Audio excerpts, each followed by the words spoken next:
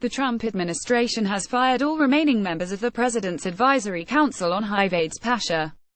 Scott Skowetz, a lawyer with Lambda Legal and former member of Pasha, reported what he called a purge of the Advisory Council on Twitter. He later confirmed to The Independent that all of the remaining advisors had been let go, citing 3 members who had received termination letters from the administration. "I knew that the people that remained were speaking their truth, and I got a feeling that was not appreciated," he said. "I think this is a president and an administration that doesn't value dialogue and dissenting views." Mr. Skowetz was one of 6 former members who left the council in June, claiming that the president simply does not care about people living with HIV.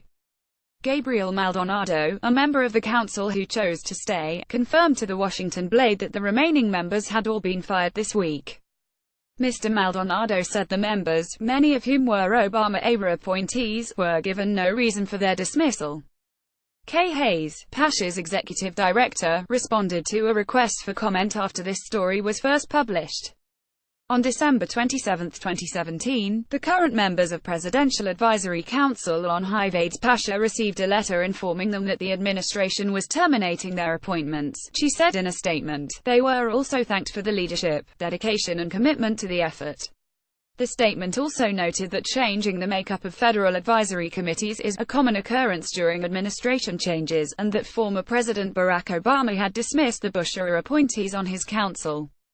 Betty Price on HIV treatment. "I don't want to say the quarantine word, but I guess I just said it," Ulysses Burley, a former Pasha member who left with Mr. Skowetz in June, told The Independent he had heard from other Obama-era appointees who were suddenly dismissed this week. "As far as I know, it came as a surprise. It was very abrupt, and each remaining member simply received a letter saying that their service was no longer needed effective immediately," he said.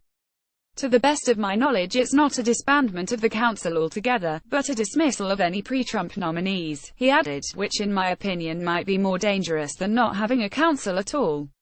Cecilia Chung, an Obama-era appointee who left voluntarily after her term expired earlier this year, echoed these concerns.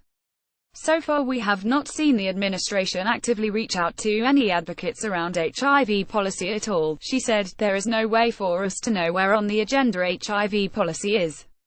And that is the concerning part." President Bill Clinton created Pasha in 1993 to provide advice and information to the Secretary of Health and Human Services about best practices for combating the HIV/AIDS epidemic. Both presidents, including Mr. Obama, have cleared out most of their predecessors' appointees to make room for their own.